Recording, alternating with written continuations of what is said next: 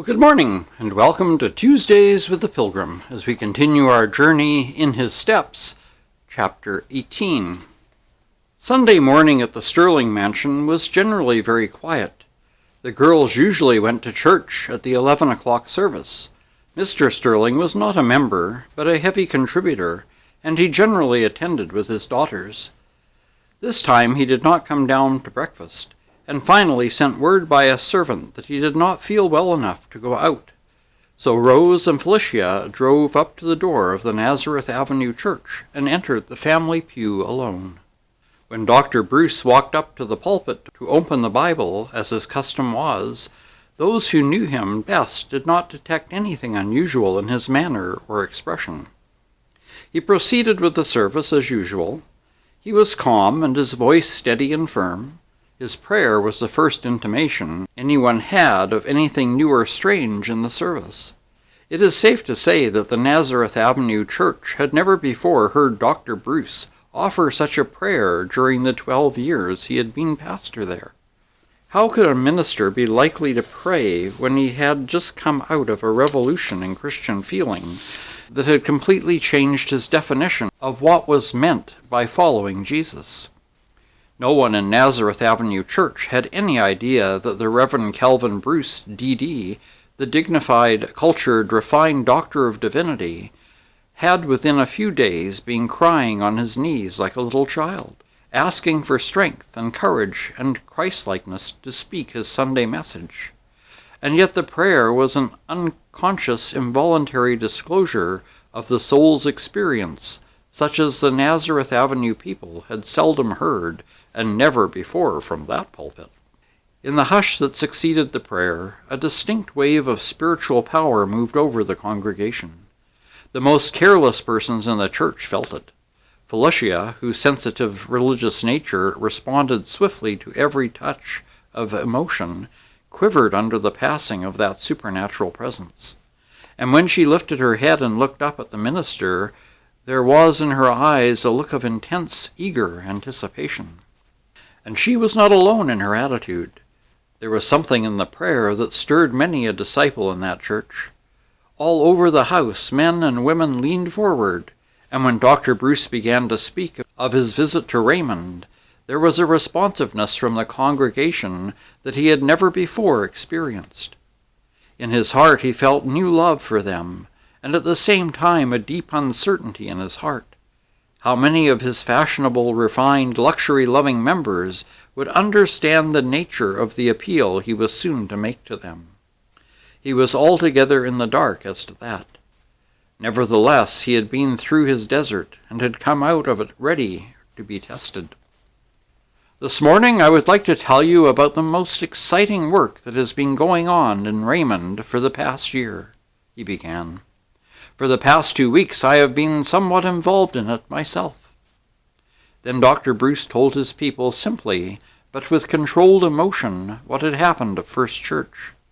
Felicia listened to every word with strained attention. She sat there by the side of Rose like a fire beside snow, although even Rose was as alert as it was possible for her to be. "My friends," he said, "I am going to ask the Nazareth Avenue Church to take the same pledge that the Raymond Church has taken. I know what this will mean to you and to me.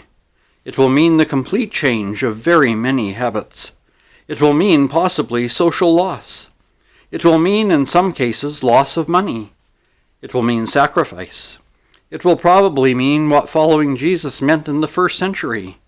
And then it meant suffering, hardship, separation from everything non-Christian. What does following Jesus mean today? The test of discipleship is the same now as it was then." Again he paused, and now the result of his announcement was plainly visible in the stir that went through the congregation. He added in a quiet voice that all who volunteered to take the pledge to do as Jesus would do were asked to remain after the morning service. Immediately he proceeded with his sermon. His text was, quote, "Master, I will follow thee whithersoever thou goest," unquote. It was a sermon that touched the deep springs of conduct. It was a revelation to the people of the definition their pastor had been learning. It took them back to the first century of Christianity. Above all, it stirred them below the conventional thoughts of years as to the meaning and purpose of church membership. It was such a sermon as many man may only be able to preach once in a lifetime, and with enough in it for people to live on through all the rest of their lifetime. The service closed in a hush that was broken only slowly. People rose here and there, a few at a time. There was a reluctance in the movements of some that was very striking. Rose, however, walked straight out of the pew, and as she reached the aisle, turned her head and beckoned to Felicia. By that time the congregation was rising all over the church. "I'm going to stay," Felicia said. Rose had heard her speak in the same manner on other occasions, and knew that her resolve could not be changed. Nevertheless, she went back into the pew 2 or 3 steps, and faced her. "Felicia," she whispered, a flush of anger on her cheeks, "this is folly. What can you do? What will father say? Come!" Felicia looked at her, but did not answer at once. Her lips were moving with a petition that came from a depth of feeling that measured a new life for her. She shook her head. "No, I am going to stay. I shall take the pledge. I am ready to obey it. You do not understand why I am doing this, do you?" Rose gave her one look, then turned and went out of the pew and down the aisle. She did not even stop to talk with her acquaintances. Mrs. Delano was going out of the church just as Rose stepped into the vestibule. "So, are you going to join Dr. Bruce's volunteer company?" Mrs. Delano asked. "No, I am not. It is simply absurd. I have always regarded the Raymond movement as fanatical." "Yes, I understand it is resulting in a great deal of hardship in many cases. For my part, I believe Dr. Bruce has simply provoked disturbance here. It will result in splitting our church. You see if that isn't so. There are scores of people in the church who are so situated that they can't take such a pledge and keep it. I am one of them," she added as she went out with Rose. When Rose reached home, her father was standing in his usual attitude before the open fireplace, smoking a cigar. "Where's Felicia?" he asked Rose as she came in alone. "She stayed for an after-meeting," replied Rose shortly. She threw off her wraps and was going upstairs when Mr. Sterling called after her. "An after-meeting? What do you mean?" "Dr. Bruce asked the church to take the Raymond pledge," said Rose. Mr. Sterling took a cigar out of his mouth and twirled it nervously between his fingers. "I didn't expect that of Dr. Bruce. Did many of the members stay?" "I don't know," replied Rose. "I didn't." And then she went upstairs, leaving her father standing in the drawing-room. After a few minutes he went to the window and stood there looking out at people driving on the boulevard. His cigar had gone out, but he still fingered it nervously. Then he turned from the window and walked up and down the room. When a servant stepped across the hall and announced dinner, he told her to wait for Felicia. Rose came downstairs and went into the library, and still Mr. Sterling paced the drawing-room restlessly. He had finally wearied of walking, and throwing himself into a chair, was brooding deeply over something when Felicia came in. He rose and faced her. Felicia had obviously been moved by the meeting from which she had just come. At the same time, she was reluctant to talk about it. "How many stayed?" asked Mr. Sterling. "About 100, replied Felicia gravely. Mr. Sterling looked surprised. Felicia was going out of the room, but he called to her. "Do you really mean to keep this pledge?" he asked. Felicia felt her cheeks grow hot as she answered, "You would not ask such a question, father, if you had been at the meeting." She then asked to be excused from dinner for a while and went to see her mother. Felicia tried to describe to her mother something of the spiritual power that had awed everyone of the company of disciples who faced Dr. Bruce in that meeting after the morning service. Felicia had never had such an experience before, and would never have thought of sharing it with her mother, had it not been for the prayer the previous evening. When she finally joined her father and Rose at the table, however, she felt reluctant to speak of it, as one might hesitate to describe a wonderful sunset to a person who never talked about anything but bad weather.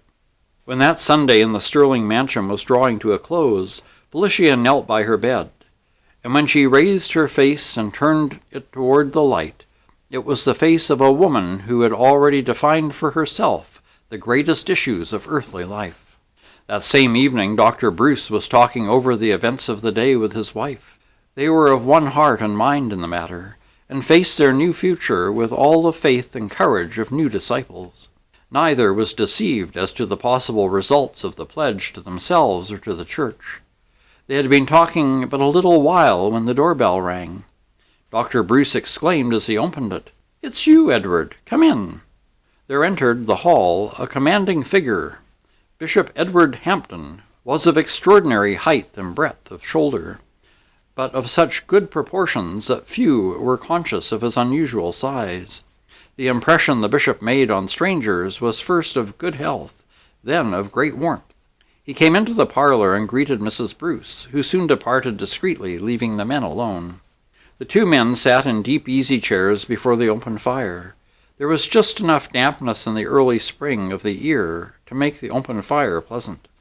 "Kelvin, you have taken a very serious step today," the bishop said at last, turning his large dark eyes to his old college classmate's face. "I heard of it this afternoon. I could not resist the desire to see you about it tonight." "I'm glad you came." Dr. Bruce felt a slight tremor in his stomach. "You understand what this means, Edward?" "I think I do. Yes, I'm sure I do." The bishop spoke slowly and thoughtfully. He sat with his hands clasped together. Over his face, marked with lines of concentration and service and love of men, a shadow crept, a shadow not caused by the firelight. Again he gazed at his old friend. "Kelvin, we have always understood each other. Ever since our paths led us in different ways in church life, we have walked together in Christian fellowship." "It is true," replied Dr. Bruce, with an emotion he made no attempt to conceal or subdue. "I thank God for it. I prize your fellowship more than any man's. I have always known what it meant, though it has always been more than I deserve." The bishop looked affectionately at his friend, but the shadow still rested on his face. After a pause, he spoke again. "The new discipleship means a crisis for you in your work. If you keep this pledge to do all things as Jesus would do, as I know you will, it requires no prophet to predict some remarkable changes in your parish." The bishop looked wistfully at his friend, and then continued, "In fact, I do not see how a perfect upheaval of Christianity as we know it can be prevented if the ministers and churches generally take the Raymond pledge and live it out." He paused as if he were waiting for his friend to say something, to ask some question, but Bruce did not know of the fire that was burning in the bishop's heart over the very question that he himself and Maxwell had fought out. "Now, in my church," continued the bishop, "it would be rather a difficult matter, I fear, to find very many people who would take a pledge like that and live up to it. Martyrdom is a lost art with us. Our Christianity loves its ease and comfort too well to take up anything so rough and heavy as a cross. And yet what does Jesus mean? What is it to walk in his steps?" The bishop was soliloquizing now, and it was doubtful if he thought for the moment of his friend's presence. For the first time there flashed into Dr. Bruce's mind a suspicion of the truth. What if the bishop should throw the weight of his great influence on the side of the Raymond movement? He had the following of the most aristocratic and wealthy people, not only in Chicago, but also in several large cities. What if the bishop should join this new discipleship? The thought was about to be followed by the word. Dr. Bruce reached out his hand, and with the familiarity of lifelong friendship, placed it on the bishop's shoulder, ready to ask an important question. When they were both startled by the violent ringing of the bell, Mrs. Bruce went to the door, and could be heard talking to someone in the hall. There was a loud exclamation, and then, as the bishop rose and Dr. Bruce was stepping toward the curtain that hung before the entrance to the parlor, Mrs. Bruce pushed it aside. Her face was white, and she was trembling. "Oh, Kelvin, such terrible news! Mr. Sterling, oh, I cannot tell it. What a blow to those two girls!" "What is it?" Dr. Bruce advanced with the bishop into the hall and confronted the messenger, a servant from the Sterlings. The man was without his hat, and had evidently run over with the news as Dr. Bruce lived nearest of any intimate friends of the family. Mr. Sterling shot himself, sir, a few minutes ago. He killed himself in his bedroom. I will go right over. Edward, will you go with me? The Sterlings are old friends of yours.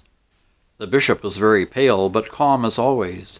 He looked his friend in the face and answered, Aye, Calvin, I will go with you, not only to this house of death, but also the whole way of human sin and sorrow, please God.